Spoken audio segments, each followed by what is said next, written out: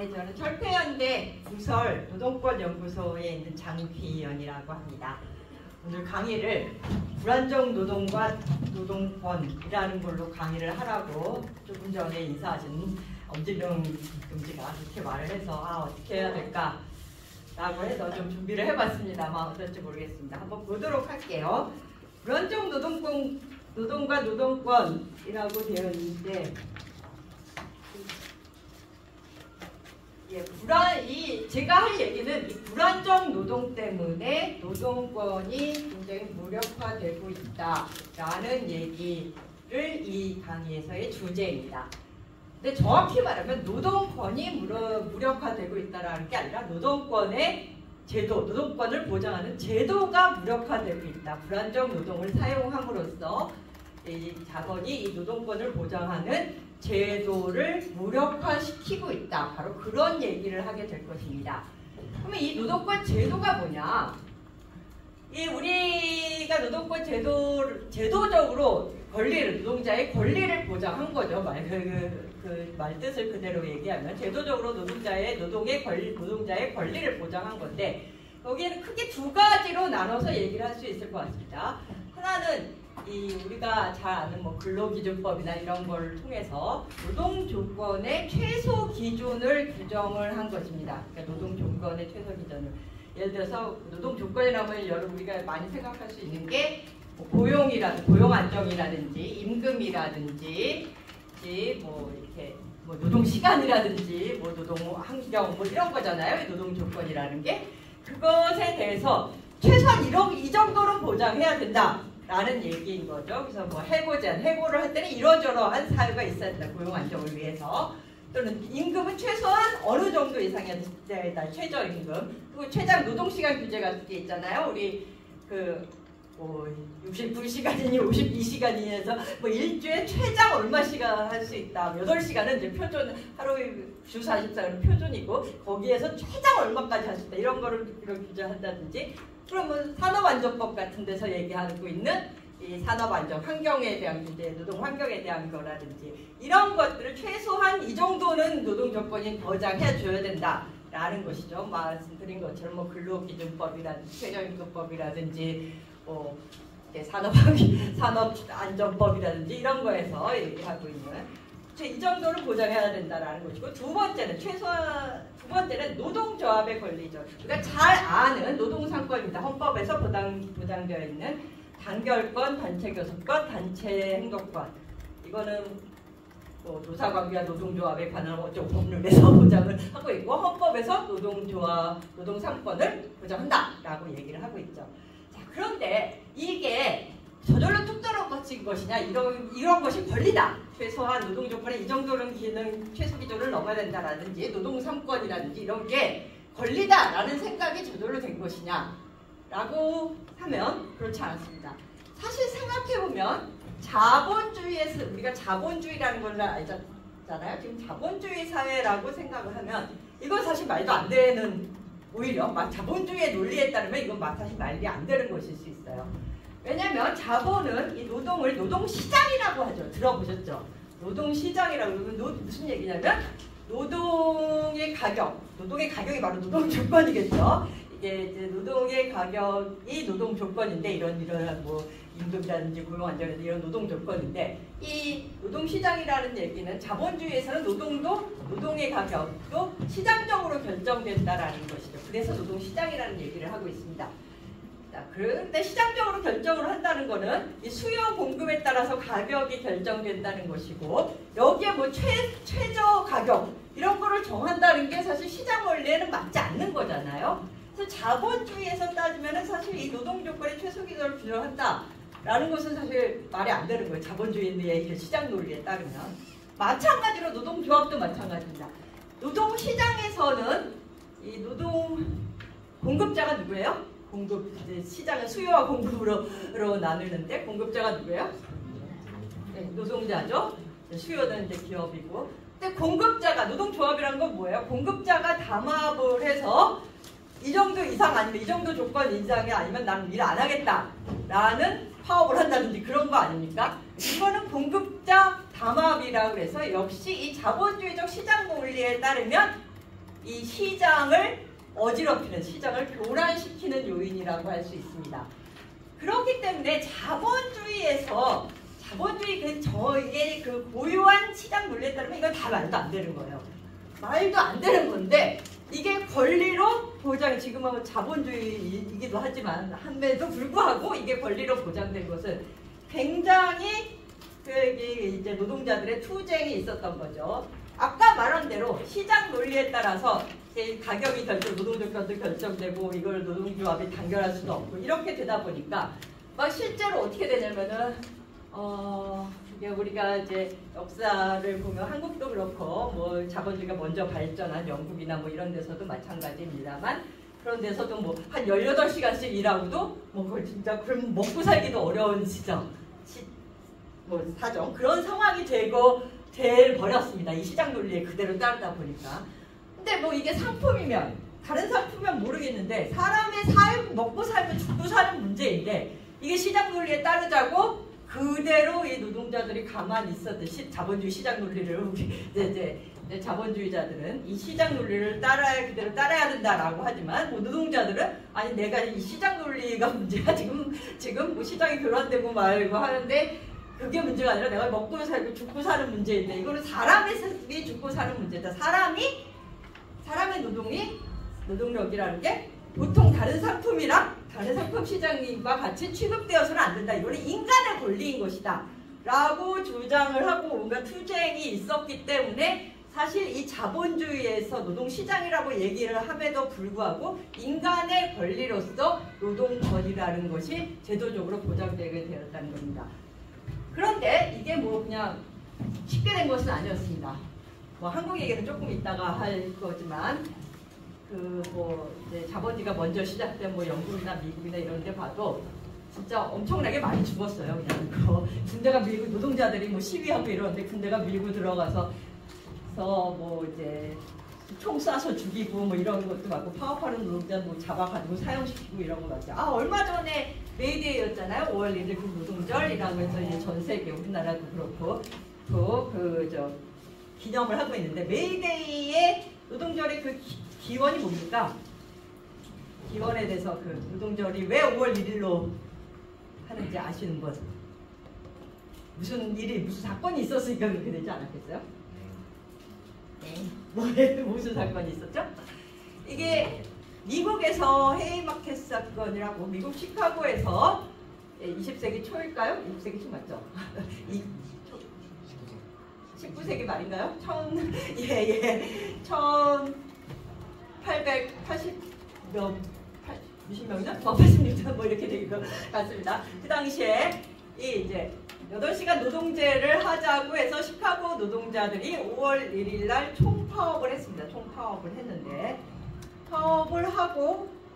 했는데 그 중에서 뭐 그 사건을 제가 얘기를 하자면은 그 중에서 또 그 파업을 하는 데에 경찰이 들어가서 뭐 총 쏴서 소년이 죽고 뭐 거기에 또 항의하는 또 집회를 하다가 거기에 또 폭발물이 터져서 뭐 이런 유혈 사태가 발생을 했습니다. 근데 이거를 누가 폭발물을 했느냐 이런 거는 아직도 모르고 이거는 지금까지도 미스테리인 얘기죠. 그냥 이후에 그 전개를 봐서 경찰이 했을 것이다, 경찰이 끈앞을 했을 것이다 이런 이제 짐작만 하고 있을 정도인데 이거를 폭탄물이 터져서 이 폭력 시위가 됐다라고 해서 거기 이제 노동운동 지도자들을 다 잡아서 7명인가를 사형을 시켰죠. 이런 식으로 총 쏴서 죽고 사형을 시키고 이게 이런 일이 그래서 하나만 있었던 게 아니라 이런 일이 수없이 많았습니다. 그 중에서 하나를 골라서 우리가 이제 기념을 해서 노동자 메이데이로 하고 있는 거죠. 이런 일이 수없이 많을 정도로 그래서 이제 죽 사형시키고 총 쏴서 죽고 이런 게 수없이 많은 이런 정말 말 그대로 죽어가면서 뭐 이렇게 8시간 노동제라든지 뭐 이런 것들을 쟁취했던 것입니다. 그래서 드디어 이러한 것이 아무리 자본주의라고 하더라도 이것은 인간의 권리로서 노동을 하는 것은 당시 상품의 노동 시장의 논리를 따르는 것이 아니라 인간의 권리로서 이런 것을 보장해야 된다라는 것이 인정이 되게 되었다는 것이죠.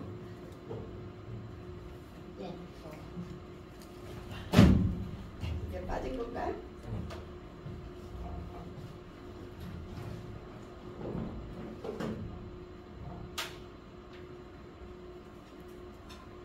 예. 그러면 한국의 경우는 어떠냐? 한국도 1948년에 정부가 수립이 되고 법이 제정되었을 때 48년 우리 제한절 좀 있으면 모르는데 법이 수립되었을 때 이런 노동권이랑 노동조건의 최소 기준을 규정한다거나 노동자의 권리나 이런 것도 이제 노조법이든 근로기준법이든 다 있었습니다. 다 있었는데 다 있었을 뿐만 아니라 굉장히 선진적으로 있었어요. 당시에 다른 나라에 비해서 오히려. 왜냐하면은 우리가 48년에 이거를 처음 독립하고 정부가 세워졌을 때 이제 법을 만들어야 되니까 처음으로 다 법을 만들어야 되니까 이 외국의 법 중에서 선진적인 것들을 다 이제 도입을 한 거죠. 그래서 막 법을 만들었어요. 그러니까 굉장히 그 당시로서도 굉장히 좋은 법이었습니다. 그 당시로 봤을 때 좋은 법이었고 선진적인 오히려 그런 선진적인 그런 법이었습니다. 그러나 이 법에 대해서는 아무도 모르고 아무도 지키지 않는 그런 법이었죠. 단지 법 조문에 있을 뿐 그거에 대해서 아는 사람도 없고 뭐 지키려고 생각도 안 하고 그런 게 있는지도 모르고 대부분이 그러한 상황이었습니다.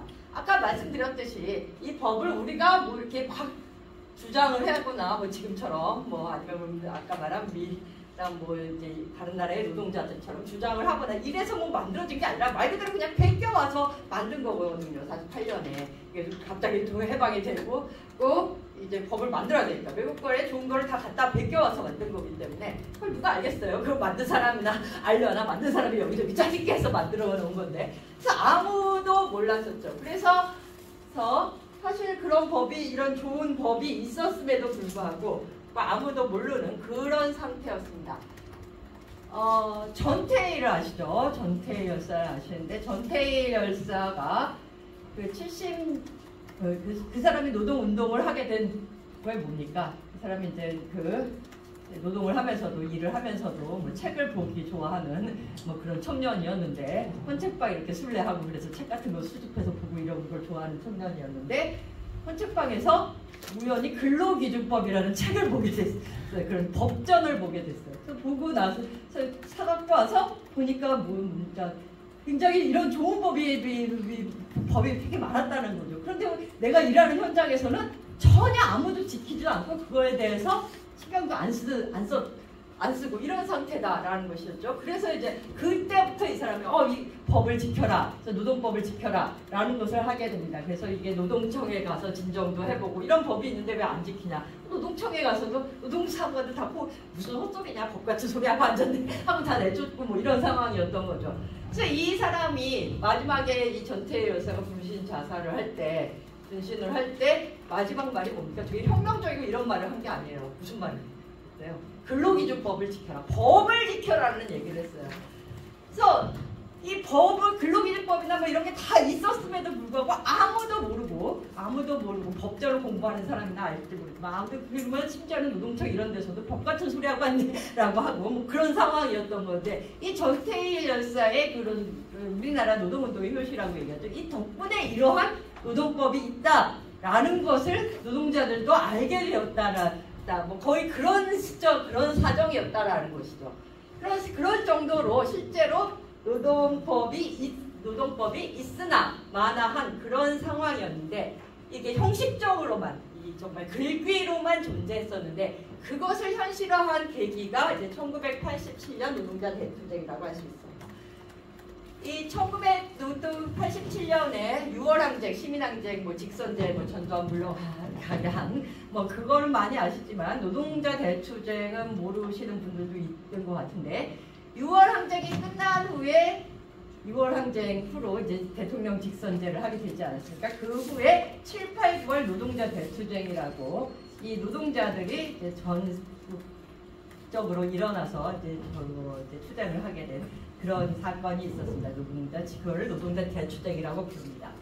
그래서 전태일로 때문에 우리나라 노동운동의 효시. 그래서 우리나라 노동운동에서는 딱 이제 9번의 기념일을 갖죠. 메이데이하고 그다음에 11월 노동자 전태일 열사가 분신하신 11월에 노동자들 두 번의 기념을 갖는 이제 전 세계적인 거, 우리나라의 노동운동의 효시라고 하는 전태일 분식 기념일 하는데, 전태일 노동운동의 효시인 전태일 덕분에 이런 노동법이 있다라는 것은 알았지만, 그래서 노동운동이 조금씩 일어나게 됐지만 사실 이 되게 많은 탄압, 군사정권 아니었습니까? 박정희 시대고 그 다음에 전두환이고 군사정권이었기 때문에 이런 탄압을 받아서 거의 이제 못하다가 87년에 약간 이 군사정권이 이 6월 항쟁으로 물러선 그 사이를 틈타서 전 세계 이 노동자 투쟁이 일어나게 됐습니다.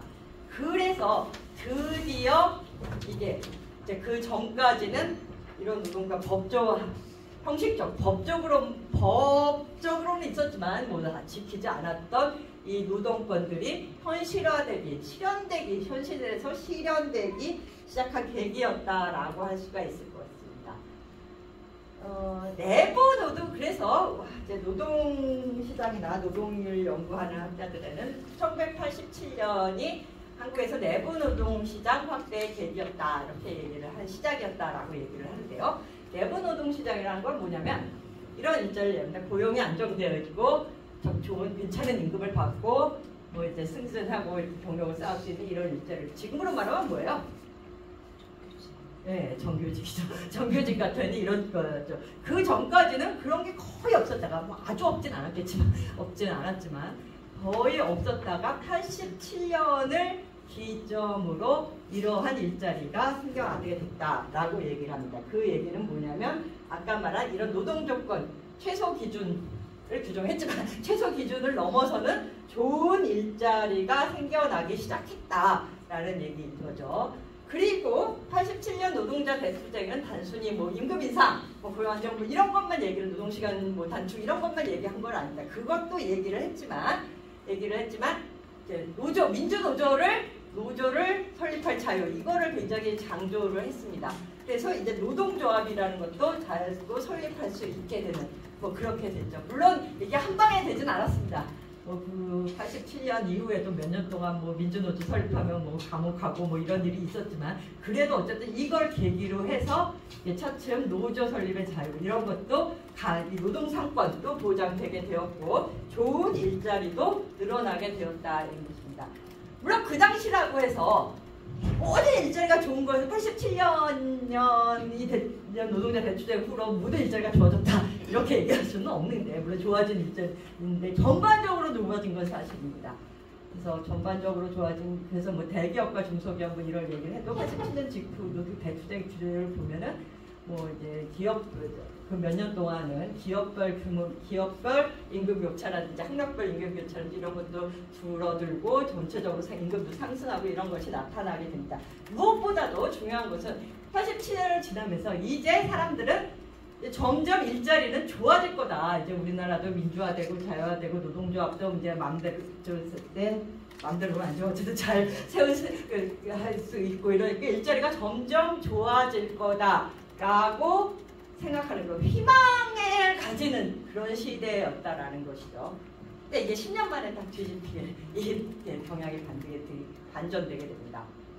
97년도 벌써 뭐 20년이 훨씬 넘는 얘기네요. 거의 25년 얘기인데 어쨌든 10년 그래서 87년부터 90년대 이렇게까지는 꽤 그래도 사람들이 이제 점점 우리 일자리는 노동이 좋아질 것이다 라고 희망을 가질 수 있는 시대였는데 97년 말에 이제 외환위기, 경제위기가 발생을 하죠. 우리나라에서 가장 컸던, 지금까지 제가 기억하는 가장 타격이, 물론 제가 뭐 45년 이후 계속 기억하는 건 아니지만 어쨌든 저희 한국의 역사에서 가장 큰 타격이, 물론 뭐 더 침체된 적은 있었지 모르지만 가장 한 방에 타격이 있었던 건 97년 경제위기였어요.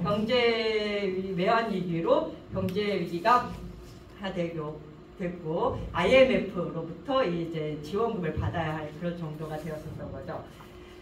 그래서 97년 말에 그런 이제 IMF로부터 지원금을 받아야 빚을 얻어야 할 그런 경제 위기가 되고 98년에 실업률이 굉장히 높아야 됩니다. 경제 위기가 되고 그러니까 다 망하고 뭐 난리가 났죠. 실업률이 굉장히 높아집니다. 그래서 조금 나아지면서 한번 99년, 2000년 가서 다시 재고용을 하고 이렇게 하게 되었는데 이제 재고용을 더 이상 정규직으로 고용하지 않고 이럴 때 재고용 비정규직으로 고용하게 되면서 비정규직화가 진행이 됩니다. 그러면서 이거를 노동의 불안정화가 진행이 되고 좀 비정규직의 사실 아까 말씀드린 이 노동권의 제도를 형해화시켰다라고 얘기를 합니다. 형해화 뭔가 어려운 거 말인 것 같은데 사전을 보니까 해골 해자더라고요. 뭐 뼈대만 남기고 다 해체하는 형식적으로는 있지만은 실질적으로 무력화시키는 그러한 상황이 되었다라는 것입니다. 그럼 어떻게 무력화가 됐는가?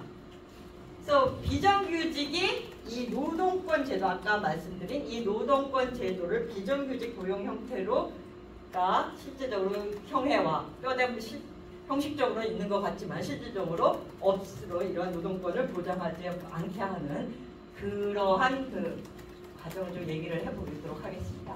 우리가 그 비정규직이라고 하면 뭐 비정규직의 정의가 따로 있는 것은 아니고 우리가 이제 비정규직이라는 말을 많이 사용하면서 뭐 기간제 고용이니 간접 고용이니 특수 고용이니 이런 말씀을 들어보셨죠? 이런 말들을 이런 게 비정규직이다라고 들어보셨을 겁니다.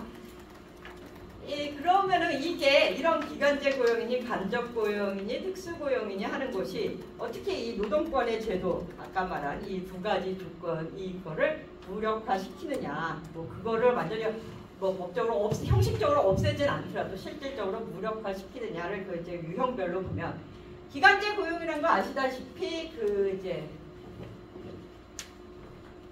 계약직 같은 거죠. 그래서 고용 계약 기간을 정해서 뭐 1년이든 뭐 2년이든 3개월이든 6개월이든 정해서 거기서 그만큼 일을 하고 그게 기간이 끝나면은 계약 기간을 이제 종료를 하든지 아니면 재계약을 해서 계속 일을 하게 되는지 이런 계약직이었습니다.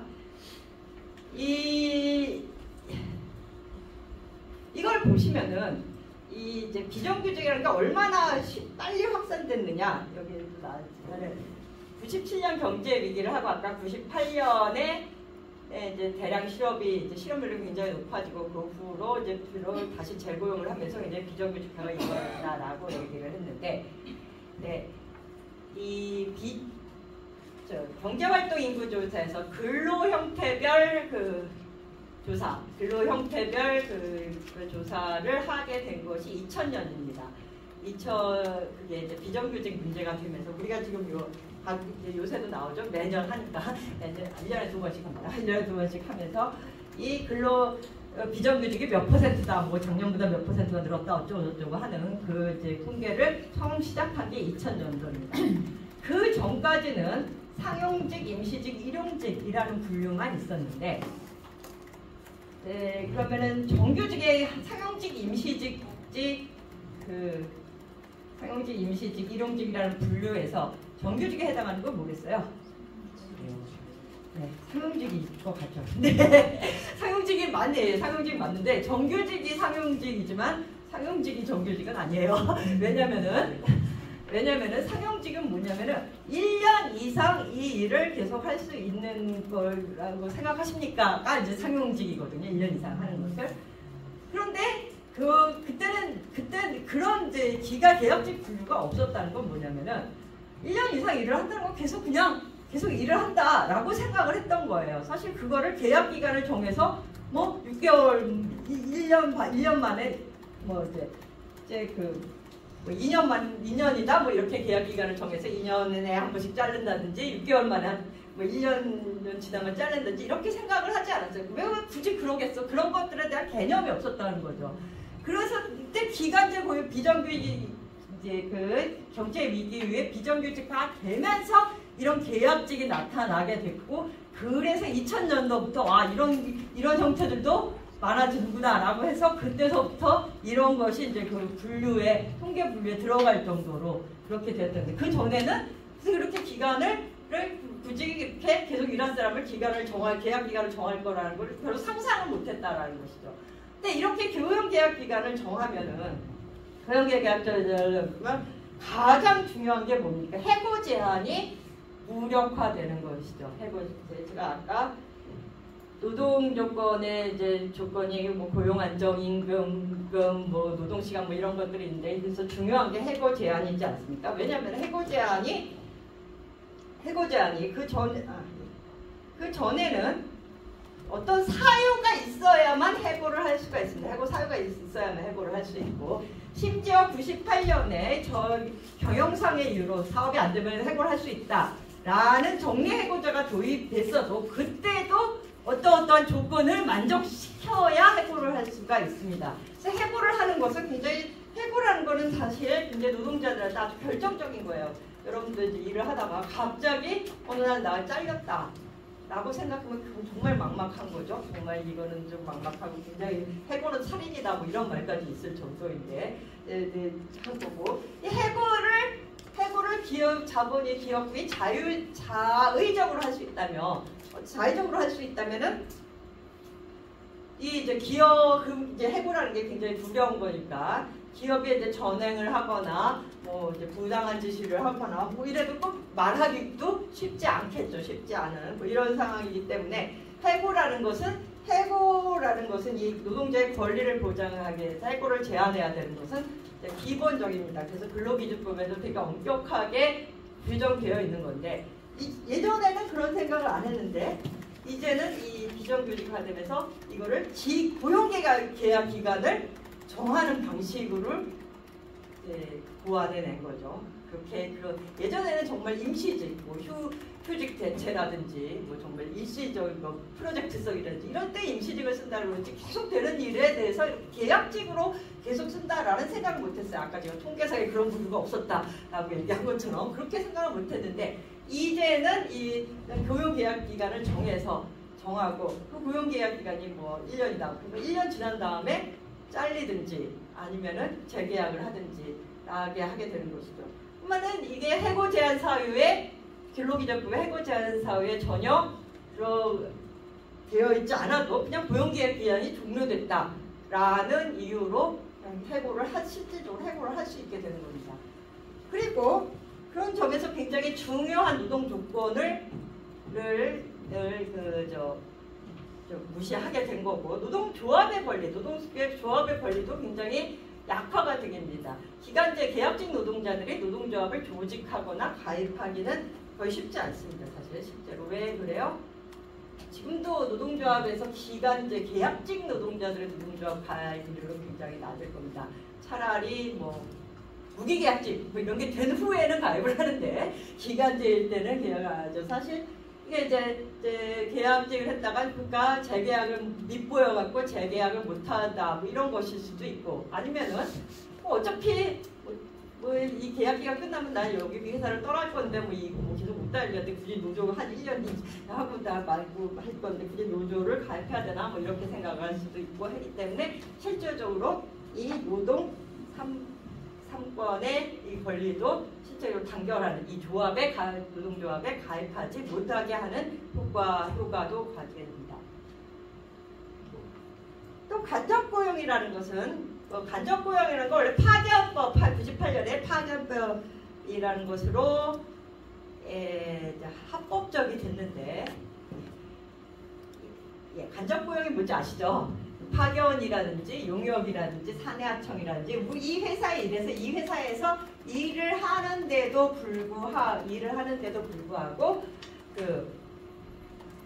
이 회사의 직원이 아니라 딴 데의 직원인 이런 상태인 것이죠. 그래서 간접고용이라고 얘기를 하는데 이 간접고용 그래서 이게 합법적으로 하면 파견인데 지금은 파견 업종이 뭐 정해져 있습니다만 파견법에서 정해져 있습니다만 사실은 거의 파견업종 정해진 게 별로 의미가 없어요. 왜냐하면 도급이라는 형식을 통해서 이렇게 이제 모든 업종에 할 수 있는 이런 방법이 있기 때문에 어쨌든 이것도 자본이 빠져나가는 방법이기 때문에 이런 그러면서 파견법으로 일부가 합법화되고 그 합법화되지 않은 업종에서도 도급이라는 방식으로 우리 파견을 사용한 게 아니라 여기에 매주 준 것뿐이야, 도급을 준 것뿐이야라고 얘기를 하면서 간접 고용이 대단히 확산이 됐는데 이것 역시 해고 제한이 무력화된다고 얘기할 수 있습니다. 이것은 고용계약 기간을 정하진 않았어도 이 내가 속해 있는 이 업체와 이 원청의 계약이 끝나면은 뭐 나는 이 사업장에서 더 이상 일을 할 수가 없게 되는 것이죠. 그래서 어떤 일까지 벌어지냐면은 이제 이 고용승계라는 말 아세요?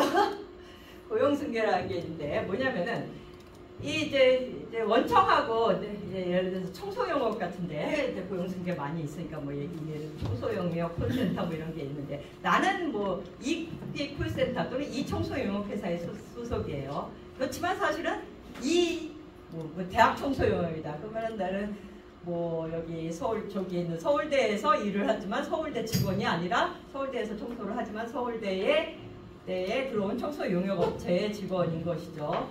그런데 이제 서울대가 그 용역업체와 계약을 끝냅니다. 더 싸게 더 할 업체를 찾았어요. 그래서 합니다. 그러면 이 노동자들은 갈 데가 없어지는 거예요. 갈 데가 없어지는 상황인 거고 원래는 딴 데라도 이 청소용역업체가 딴 데 사업을 따서 여기를 배치시켜야 되겠지만 그렇게 하는 업체는 거의 없는 거죠. 근데 서울대 입장에서 봤을 때도 여기서 일하는 사람이 계속 일하는 게 좋죠. 아무래도. 그러니까 어떻게 되냐면 이렇게 고용승계라는 이름으로 자기 소속만 바뀝니다. 매년 소속만 바뀌는 거죠. 그래서 나는 계속 이 서울대 학교에서 청소를 하고 있는데 매년 나의 소속 업체는 바뀌고 심지어는 이제 더 싸게 최저 입찰제 이런 거를 하면서 매년 소속이 바뀌면서 매년 임금이 떨어지고 순전히 이런 상황까지도 발생합니다. 굉장히 비정상적인 상황이라는 걸 알 수 있어요. 계속 똑같은 일을 하는데 똑같은 장사를 사는데 매년 소속 업체가 바뀌고 오히려 노동 조건은 약화되고 이런 거죠. 물론 고용승계라는 거는 꼭 한정 일정의 관행인 거지 항상 된다는 게 아니기 때문에 이 사업자와 원청과 이 용역업체의 관계가 계약이 종료되면은 뭐 고용승계가 될 수도 있지만 해고가 될 수도 있는 뭐 이런 상황이 있죠. 또 이제 노동 상권의 측면에서 노동권을 보면은 이 상권의 측면은 자체 교섭권이 거의 없어졌다라고 얘기를 할 수가 있을 것 같습니다.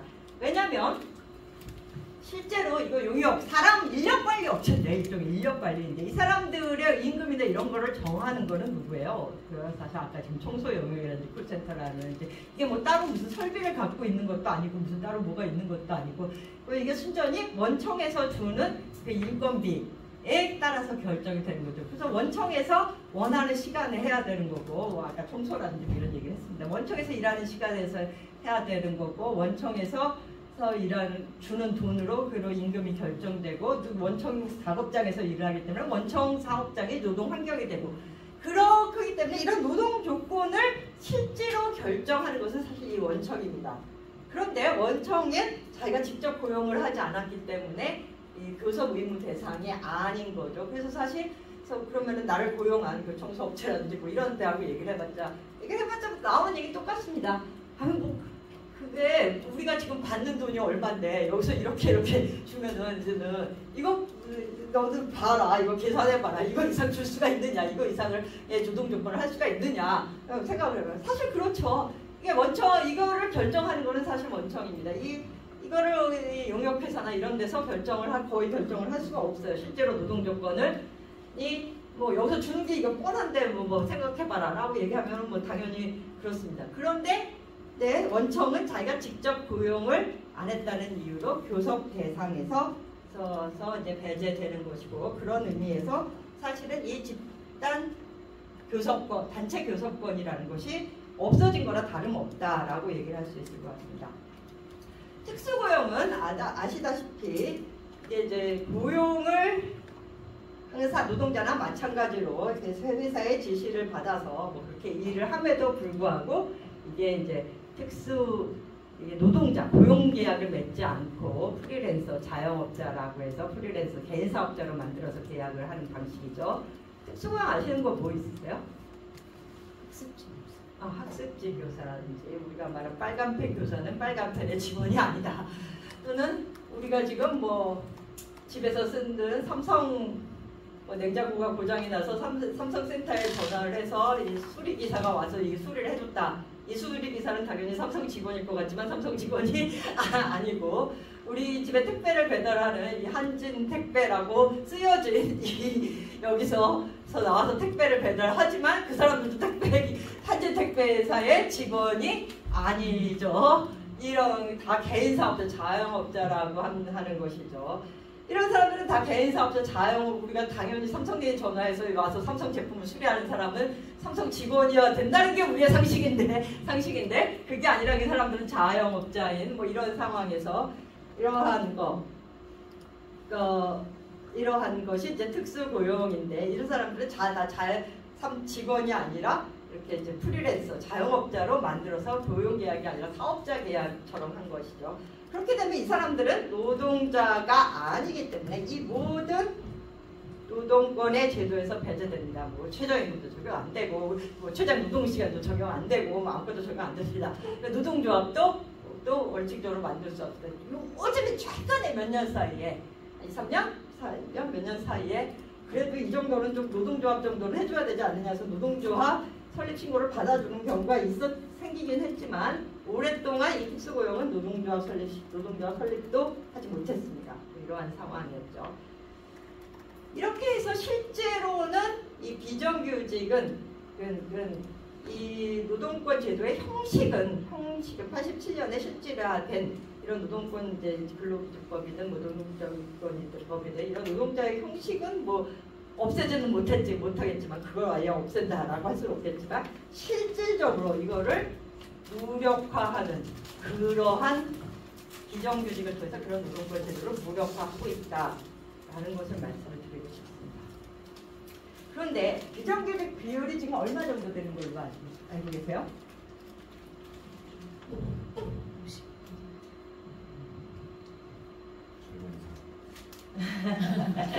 네, 제일 높았을 때가 2005년인가 이 정도예요. 그때가 한 55% 정도였습니다. 지금은 40에서 45% 사이를 왔다 갔다 하고 있습니다. 사실 40에서 45%도 굉장히 높은 거죠. 거의 절반 가까이가 비정규직이라는 건데.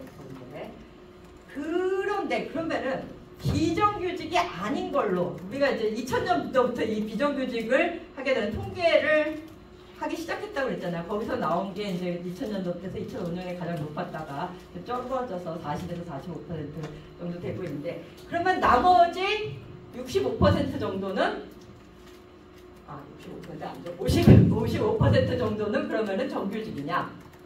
그렇지 않습니다. 사실은 여기서 보면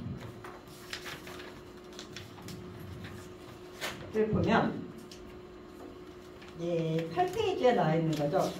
8페이지에서 그러면 8페이지 밑에 나와 있는데 네, 그 나머지 55에서 60%는 그러면 정규직이냐라고 하면 뭐 정규직으로 이제 통계상으로 분류될 수도 있습니다. 통계상으로 분류될 수가 있으니까 그렇게 나오겠죠. 통계상에. 그런데 우리가 생각하는 정규직 이 내부노동시장, 고용안정과 적정한 임금과 승진체계를 갖춘 이런 내부노동시장의 이라는 의미에서의 정규직이 그럼 나머지 5, 60%냐가 아니라는 것이죠. 오히려 계속 이 비정규직 통계에 잡히지 않더라도 이 내부 노동시장은 계속 이 안정적인 정규직일 때는 점점 줄어들고 있다라고 얘기할 수 있습니다. 그래서 요즘은 최근에는 오히려 비정규직이라는 말을 잘 안 써요. 왜 안 쓰냐면은 예전에는 비정규직이라는 말을 진짜 많이 썼는데 이제 비정규직 통계에 잡히지 않는 걸로도 굉장히 이미 노동이 굉장히 불안정화되고 있거든요. 그래서 우리가 생각하고 있는 이 비정규직 통계 여기에 잡히지 않아도 굉장히 노동이 불안정화되고 있다라는 것이 이제 최근의 경향인 거고 그래서 비정규직이란 말보다 요새는 오히려 불안정 노동이라는 말을 더 자주 쓰는 것 같습니다.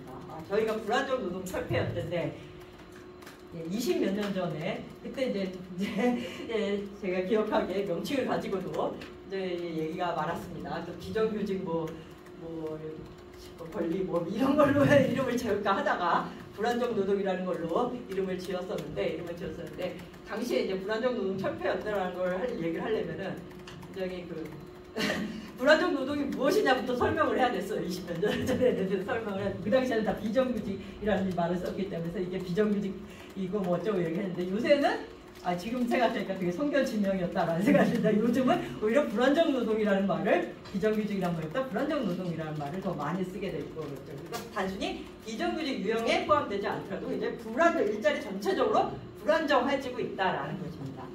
그것이 그런 예를 몇 개를 얘기를 해볼게요. 이제 하나는 이제 기업 구조 조정을 통해서 기업 구조 조정이라고 하면은 여러분 이제 정리해고 이런 것만 생각하기 쉬운데 그런 것이 아니라 기업 구조 조정은 더 넓은 개념이죠. 기업의 조직 구조를 재편한다라는 것이죠. 그럼 기업의 조직을 이거를 한다라는 건 대기업 같은 데는 거의 뭐 일상적으로 일어납니다. 그러니까 뭐 1, 2년에 한 번씩 뭐 조그만 조직 개편, 큰 조직 개편을 몇 년에 한 번씩 계속 조직 개편을 합니다. 조직 개편을 뭐 계속적인 기업 환비화니 뭐냐 하면서 조직 개편을 하는 것인데 이런 기업 구조 조정을 통해서 비정규직이라고 우리가 생각하지 않는 그런 데에서도 계속 불안정화가 일어나고 있다는 것이죠. 거기에 예를 들면은 이제 기업 구조 조정을 들면 무기계약직 같은 것도 하나의 예를 할 수 있을 것 같습니다. 무기계약직 예를 들어보면 금융권에서 예를 들어볼게요. 금융권이 금융회사, 은행이라든지 뭐 증권회사라든지 이런 게 97년 이전에는 내부 노동 시장이 되게 확고한 데였어요. 그렇다고 해서 87년 이후부터 이제 97년 그 사이에 그 전까지는 굉장히 확고한 부분이었습니다.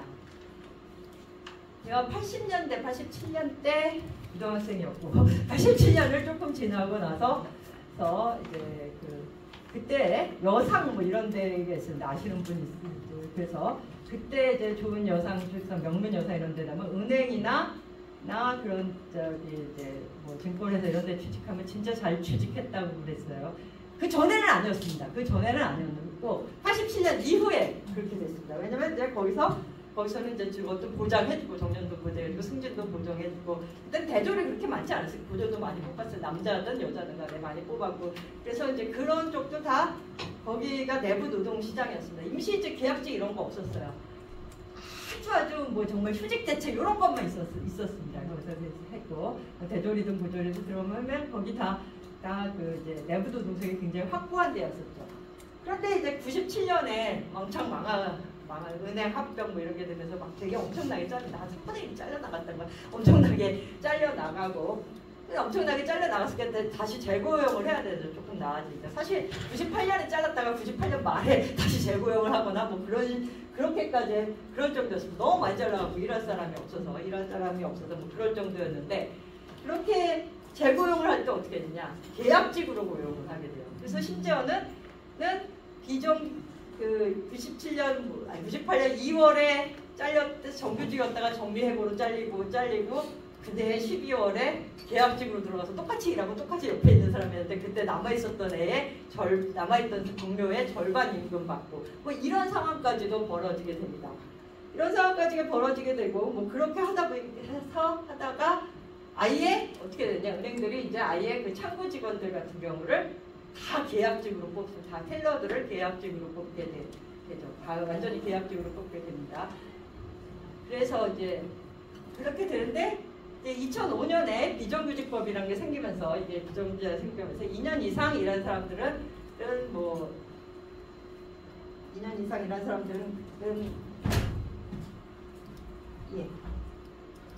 2년 이상 일한 사람들은 정규직화해야 한다. 이거 어떻게 해야 되나요? 이거 설정을 안 할 수 없어요.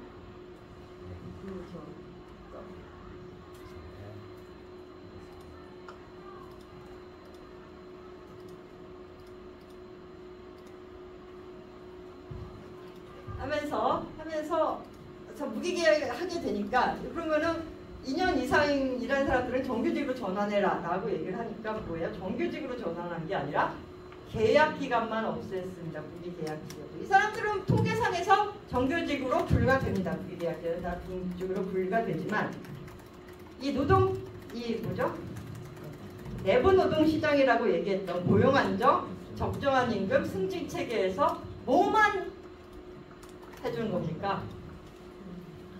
고용만 이제 계약기간 종료된다고 내쫓지 않는다는 거예요. 임금 상승이라든지 승진이라든지 이건 굉장히 제한되어 있습니다. 그냥 고용만 뭐 계약 기간을 정하지 않았다는 거예요. 이런 사람들도 이런 식 직군을 분리해서 다른 이제 대로 승진할 수 있는 다른 걸 아니라 딱 계속 그 텔러 일만 하면서 입직구를 분리하고 딱 계약직으로 따로 뽑고 계약직, 무계약직 이렇게 하고 이게 끝이고 뭐 임금 상승도 없고 뭐 승진도 못하는 뭐 이런 상황인 것이죠. 그래서 사실 이 사람들이 이 내부 노동 어디겠죠?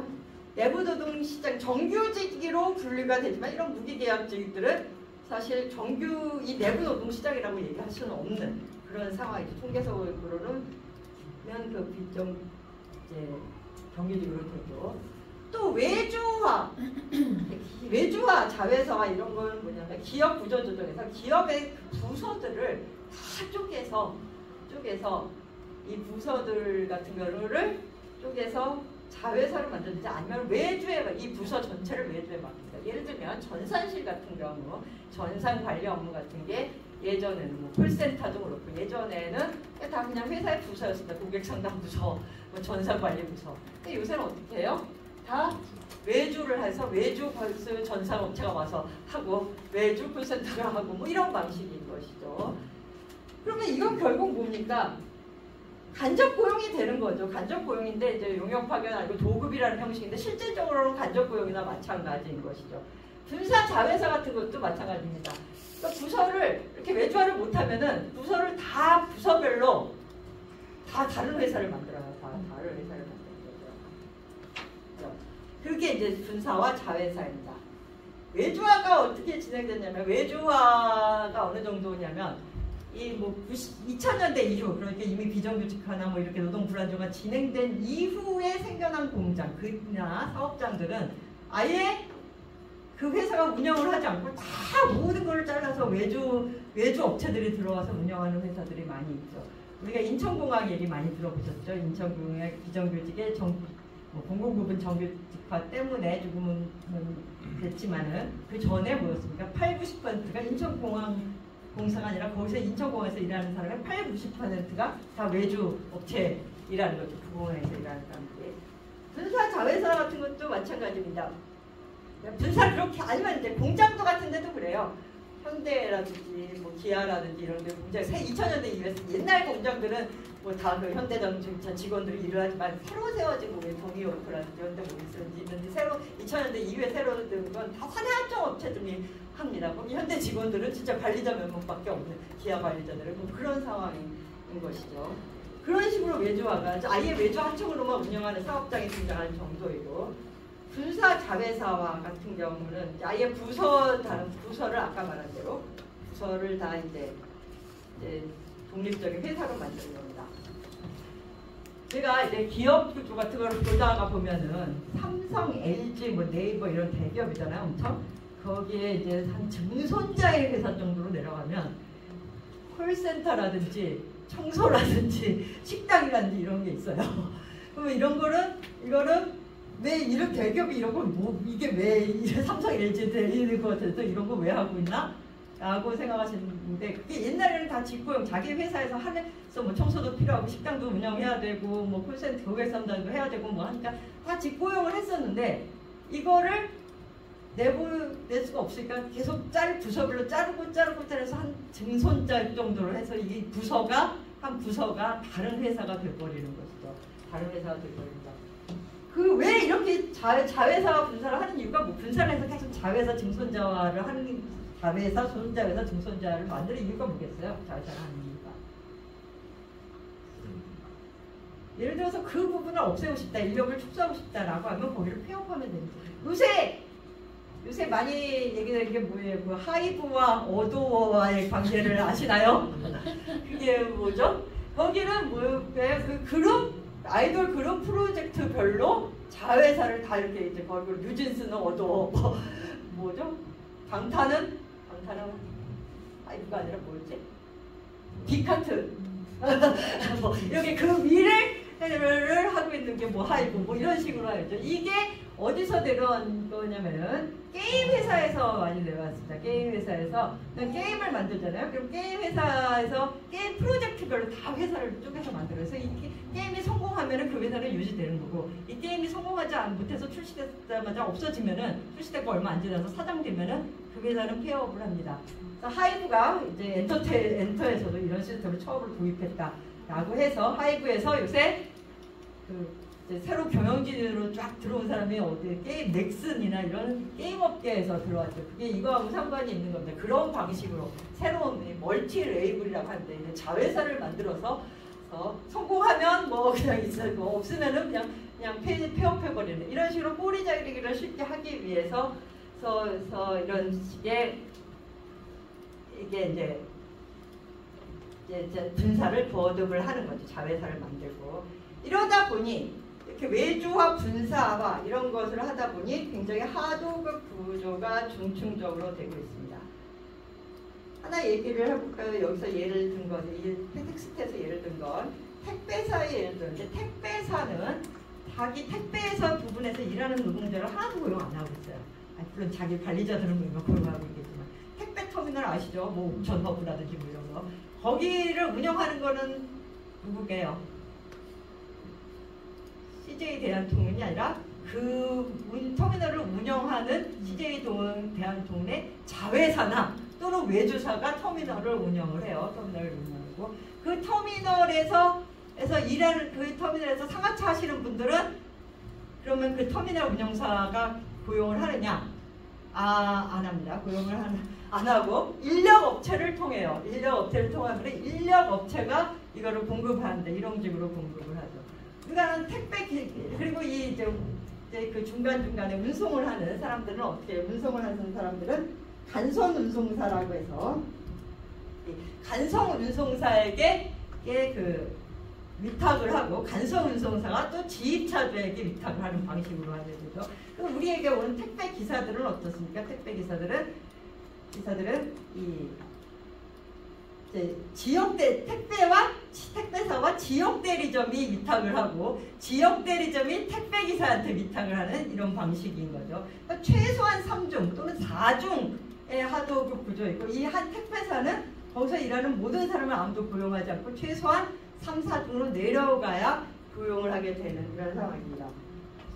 그래서 이런 것들이 보면은 실제로 비정규직으로 분류되지 않아도 내부 노동시장이 축소가 되는 것이고 이러면서 이제 계속 간접고용, 특수고용으로 우리가 이제 전통적으로 얘기하는 간접고용이나 특수고용은 아닐 수도 있어도 비정규직이지 거기에 아닐 수는 있어도 이제 또 비정규직으로 분류되지 않아도 실제적으로 굉장히 내부 노동시장은 아니다. 아까 말한 고용 안정과 적정한 임금 승진 체계가 있는 이런 내부 노동 시장은 비정규직으로 분류되지 않아도 계속 이런 기업 구조 조정을 통해서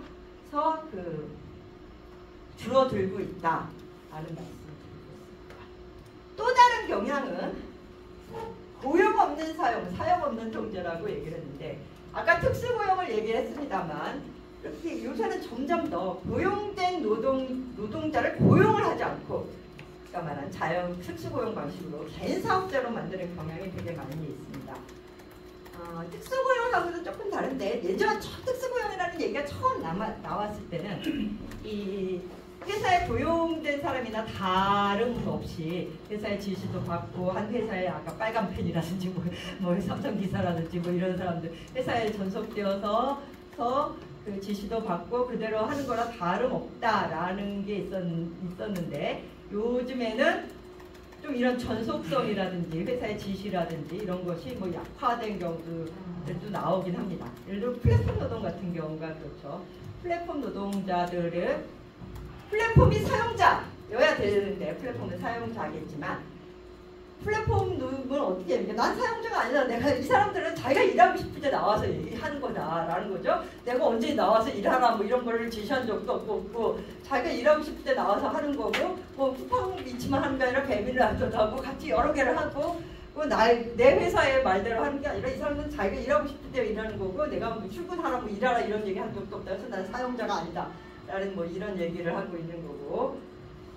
예, 그러면 출판 프리랜서 같은 것도 하나 예를 들 수 있는데 요새 1인 출판사라는 게 되게 많이 요새가 아니라 꽤 오래전부터 생긴 건데 1인 출판사는 뭐냐면은 사장 하나만 있고 예전에 출판을 하려면 편집도 해야 되고 디자이너도 해야 되고 레이아웃도 해야 되고 뭐 기획도 해야 되잖아요. 사장 하나만 있고 모든 걸 다 외주하는 거예요. 편집자도 프리랜서 편집자, 레이아웃, 디자이너, 페이저 이런 식으로 다 교열자도 프리랜서 뭐 이런 식으로 다 외주화를 해서 사장은 딱 기획만 하고 모든 거를 다 외주화를 합니다. 뭐 이거는 뭐 나이키가 공장에서 나이키 회사가 안 만드는 거랑 마찬가지죠. 나이키 회사는 기획만 하고 여러 공장에서 실제로 만드는 거랑 마찬가지로 이런 식의 이제 불안정 이게 이제 회사는 기획만 하고 계속 외주화 시키는 이것의 하나이기도 합니다. 이게 아니고 이거는 그나마 플랫폼 노동이나 뭐 출판 프리랜서라는 거는 뭐 그래도 뭐 전속성도 없고 자기가 하고 싶은 노동 시간도 정해져 있고 뭐 있지도 않고 뭐 그렇기라도 하지. 심지어는 출퇴근하는 사람들도 이 프리랜서화를 하기도 합니다. 방송이라든지 이러면은 방송 PD나 아나운서랄까 이제 정규직 아나운서도 있지만 똑같이 똑같이 PD로 일하거나 뭐 아니면 뭐 스텝으로 일해도 어떤 사람은 정규직이고 어떤 사람은 프리랜서라는 이름이 있죠. 저 얼마 전에 그 청주 방송에서 얼마 전에 하나 몇 년 전에 이재혁 PD 사건 같은 거 아세요 혹시? 이재혁 PD 사건은 이 사람 계속 출퇴근을 하고 뭐 똑같이 일하고 행성 처리도 다 하고 뭐 그랬었는데 이 사람은 프리랜서로 다른 동료들은 뭐 직원으로 되어 있고 이 사람은 프리랜서로 계약이 되어 있었던 거죠. 그래서 이거는 말도 안 된다고 소송을 냈는데 이 소송 과정에서 너무나 그 상처를 많이 받고 그래갖고 이제 스스로 목숨을 끊은 그런 사건인 거죠. 그런 좀 많이 있고 프리랜서 프로그램 같은 데도 있는데 이제 재택 프로그래머들도 있지만 심지어 회사에 출퇴근하면서도 누구는 직원이고 누구는 프리랜서고 이런 식으로 고용하는 거였습니다. 저 자세히 보지 않았는데 어저께 강명국인가? 뭐 그 사람이 뭐 임금처분 이런 거에 대해서 뭐 이렇게 했다면서요. 그 사람은 프리랜서로 한 거지 우리 직원이 아니었다 뭐 이런 식으로 얘기했다면서 뭐 그런 식으로 이 경계가 출퇴근해서 일을 하더라도 프리랜서로 고용하는 이런 방식이 있는 것이죠. 또 고용하지 않고 사용을 합니다. 반대로 이게 두 가지 조건인데 처음에 고용된 노조들을 개인 사업자로 만드는 경향이 있고 반대로 예전에 전통적으로 자영부분이었던 프리랜서 부분들의 자본의 통제가 되게 강화되는 면이 있습니다. 예를 들면 도송매업이라든지 음식 식당업 같은 경우는 예전 아주 전통적인 자영업 부분이죠. 자영업 부분인데 요새는 이게 프랜차이즈 다 점주화됐죠. 음식점이든 뭐 도소매도 편의점이라든지 이런 게 그러면 이 사람들은 사실 이 자영업인데에도 불구하고 자기가 문 여는 시간도 마음대로 못 하죠. 문 여는 시간은 언제 몇 시까지면 몇 시에 열고 몇 시에 닫고 이게 다 정해져 있고 파는 품목도 다 정해져 있습니다. 파는 품목도 정해져 있고 자기 마음대로 뭘 풀고 뭐 이럴 수도 없어요. 파는 품목도 정해져 있고 메뉴를 어떻게 응대해야 되는지 이런 것도 정해져 있습니다.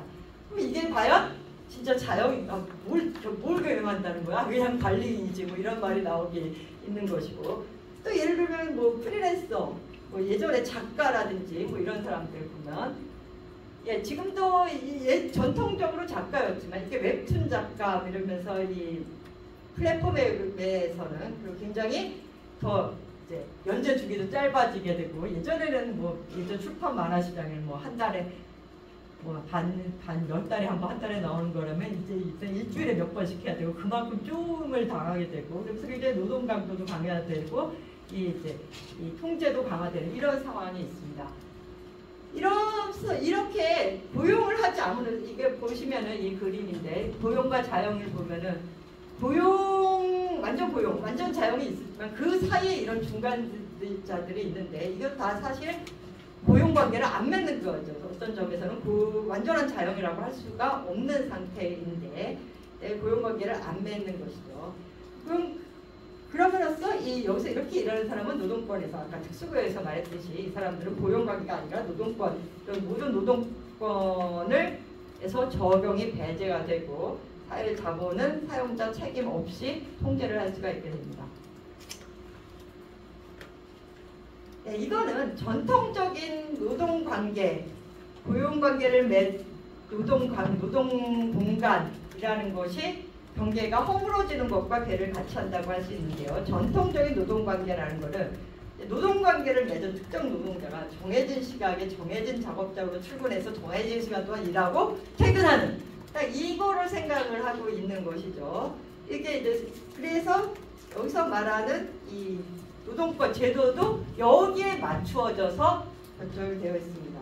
그랬었는데 이것이 전통적으로 이 시간과 공간이 경계가 허물어지고 있는 것이죠.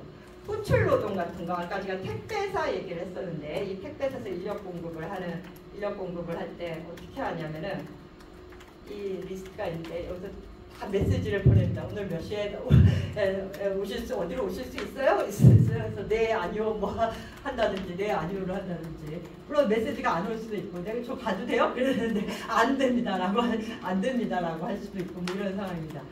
물론 이런 식의 호출 노동 하루하루 일이 이제 매일 정해진 시간에 정해진 작업장으로 출근해서 정해진 시간에 일하는 게 아니라 오늘 갈 수도 있고 오늘 가면 내일 못 갈 수도 있고 오늘 갔다고 해서 내일 또 출근할 수 있는 게 아닌 뭐 이런 식의 일용직 호출 노동 일이 있으면 갈 수 있고 없으면 못 갈 수 있고 이러는 호출 노동 일용직 호출 노동도 있고요.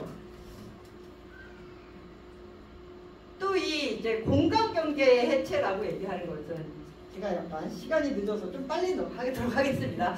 이 공간 경계의 해체라는 것은 이제 재택근무 같은 걸 얘기하죠. 지금 이제 기술들이 많이 발전을 해서 재택근무도 되게 많이 일어나고 있는데 아까 말한 콜센터 같은 것도 요새는 이제 재택근무로 하는 거로 변하고 있는 게 많습니다. 그런 식으로 이렇게 되는데 이렇게 내가 매일매일 고용하는 거 플랫폼 노동 같은 것도 시간 경계의 해체라고 얘기할 수 있죠. 우리가 배달 같은 것도 자기가 원하는 때 가서 이제 앱을 켜갖고 하면 되는 거 이런 것들. 이런 거 시간이나 이런 재택근무라든지 시간과 공간의 경계를 해체하는 게 아까 말한 이것의 부실이기도 합니다. 내가 굳이 와서 일하라고 여기 와서 일하게 시킨 거 그런 게 아닌데 내가 왜 고용을 해야 되느냐? 고용 아니다 이건 고용 아니다라고 주장할 수 있는 것인 것이죠. 이것은 뭐 특히 이제 지금 예를 든 것에서 말씀드렸듯이 정보통신 기술의 발전에서 기인한 것이기도 하지만 이렇게 이것이 이제 기인한 것인데 이것이 이제 말씀드린 것처럼 이렇게 고용을 하지 않고 사용자들이 책임을 회피하고 고용을 하더라도 아까 말한 택배 일용직과 같은 경우에 굉장히 고용 관계가 하더라도 정말 하루짜리 해서 오늘 일해도 내일 일하지 못할 수 있는 뭐 이러한 상황이 된 거죠. 오늘 일해도 내일 일하지 못할 수 있는 뭐 이런 일용직들이 예전이라고 없었던 것은 아닙니다. 예전 뭐 인력사무소 같은 게 그렇죠. 지금도 그렇고 있습니다만 그런데 이제 택배 작업장은 되게 큰 작업장 아닙니까? 이런 거대한 작업장에 사람들이 수만 명씩 진짜 수만 명씩인데 들어가서 수만 명씩이 들어가서 일을 하는 이런 작업장을 이렇게 하루짜리식으로 하루 일했다가 말았다가 할 수 있게 된 거는 새로운 현상이라고 할 수 있습니다. 이렇게 한 거는 아까 말한 대로 이렇게 한꺼번에 메시지 보내고 앱을 통해서 할 수 있고 이러한 정보통신의 기술의 발전이기도 하고 그래서 이제는 아주 거대한 작업장들조차도 또 이런 하루짜리 인력 고용도 가능하지 뭐 인력사무소에 이렇게 몇몇 소수 왔다 갔다 이렇게 아니라 이런 거대한 작업장도 그렇게 할 수가 있게 된 상황이고 예전 같으면 상상하기 없었던 건데 그렇게 상황인 거고 재택근무나 이런 것들이 아까 말한 플랫폼 노동이나 재택근무나 이런 것들이 우리가 일로 와서 일하게 하는 것도 아니고 내 그 시간을 일을 시킨 것도 아니다라는 걸로 고용하지 않는 부실을 이렇게 있다는 것이죠. 그래서 아까 말한 이 모든 불안정한 노동자들이 아까 말한 이 노동권 제도에서 굉장히 벗어나게 됩니다. 적용받지 못하게 된다. 지금 말했듯이 이런 고용 없이 사용하고 사용 없는 통제하고 시공 간의 경계를 통해서 시공 간의 경계가 무너지는 이런 상황에 노동자들이 이런 노동권에 적용을 받지 못하게 됩니다. 그래서 그럼 어떻게 해야 되는가, 이런 상황에서 어떻게 해야 되느냐. 몇 가지 어떻게 노동권을 되찾기 위해서 어떻게 하고 있는가, 그리고 어떻게 해야 되는가를 잠깐 얘기를 해보자면, 이런 시도들이 있습니다. 이게 제대로 또 이 노동권을 보장받지 못하니까 이걸 하려는 시도들이 있습니다.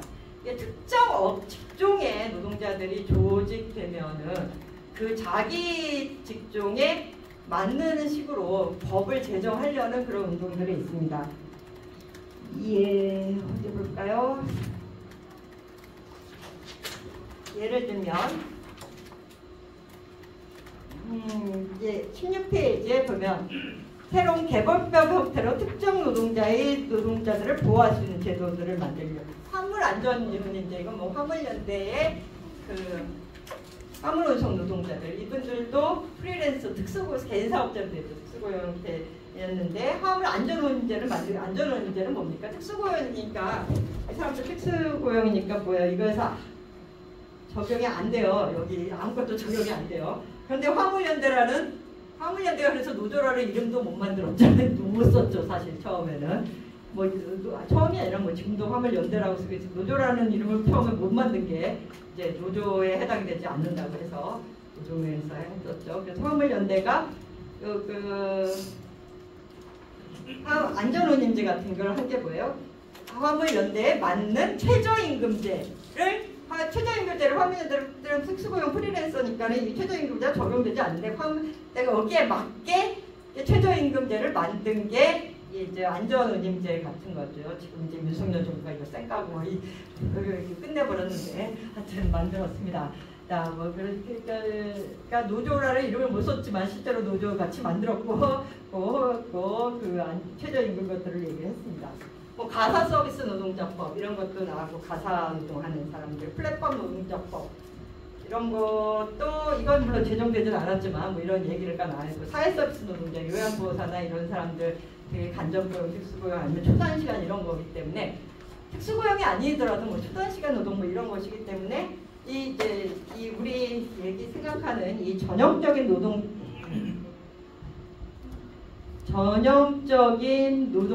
상대제, 호출 노동에 가깝고, 이제 요양보호사라든지 이런 사람은 가깝고 이렇기 때문에 전형적인 노동관계로 호출 노동에 가깝고, 노동 계약을 하더라도 아니면 뭐 이런 상황에서 이들을 보호하는 거를 다시 만들어내자 뭐 이런 얘기가 나오고 있고 그렇습니다. 뭐 된 것도 있고 안 된 것도 있지만, 그렇지만 사실 각각의 직종마다 일일이 만드는 거 말이 안 되잖아요. 그거는 말이 안 되는 거라서 사실 한계가 있고. 그래서 그러면 좀 더 좀 전체적으로 워낙 이 노동권 제도에 포함되지 않는 사람들이 많아지니까, 불안정 요인들은 이 여기에 해당되지 않는 사람들이 많아지니까 이 노동법에 포함되지 않는 사람들을 위해서 일하는 사람 기본법을 만들자라는 얘기도 있습니다. 일하는 사람 기본법의 위상과 이 특징에 대해서는 여러 가지 얘기가 있습니다만, 지금 주류적으로 얘기하는 것은 노동법보다는 조금 덜 보장하지만 그래도 노동법에서 벌써 이 적용을 전혀 못 받는 노동자들이 많으니까 조금이라도 보장하자. 그래서 노동법보다는 덜한 뭐 이런 건 좀 노동법이 여기 강하면 뭐 이제 밖에 그런 걸로 얘기를 하고 있죠. 근데 이것의 문제는 뭐냐면 위험성이 있는데, 이거는 결국 노동권 밖으로 계속 내모는 현상 자체를 막진 않겠죠. 왜냐하면 노동권이 강한 사용자성 책임이라든지 이제 강한 노동자 권리를 보장하고, 일하는 사람 기본법은 그것보다 약한 거를 주장한다면 자본은 계속 이쪽으로 밀어내려고 하는 현상은 여전히 존재할 거고, 그 현상을 자체를 인정해버리는 것이 될 수 있다는 점에서 좀 문제가 있을 수가 있습니다. 그래서 사실 문제가 있기 때문에 이런저런 이 한계와 위험성이 있기 때문에 뭘 해야 되느냐에 따라서는 좀 얘기하기가 그렇지만, 또 이제 원칙 몇 가지는 얘기할 수 있을 것 같습니다. 아까 말했듯이 아까 예전에 우리가 이제 80년대 내부 노동 시장이 확대될 때는 우리가 계약 상용직 계약직 얘기를 그때는 계약직이라는 개념이 있지 않았다라는 얘기를 하는 것처럼 그럼 이런 상시적으로 하는 일에 대해서 직접 고용하고 그 기간의 정함이 없는 것은 원칙으로 해야 된다라는 것을 다시 한번 확립을 해야 된다는 거죠. 아까 제가 말한 비정규직에서 이 기간제 고용이나 간접 고용 같은 것이 사실은 노동권을 무력화하기 위해서 만들었는데 방식인 거죠. 자본의 방식. 이거를 다시 이것을 이 무력화하는 방식에 대해서 무력화해서는 안 된다라는 이 원칙을 세워야 되는 것이고 또 이제 뭐 그렇다고 해서 뭐 이렇게 원칙을 했다고 해서 또 무슨 뭔가 직접 고용을 안 하려는 뭐 이런 거가 많이 있을 텐데 이럴 때 원청의 사용자 책임성 아까 말한 이 원청과 이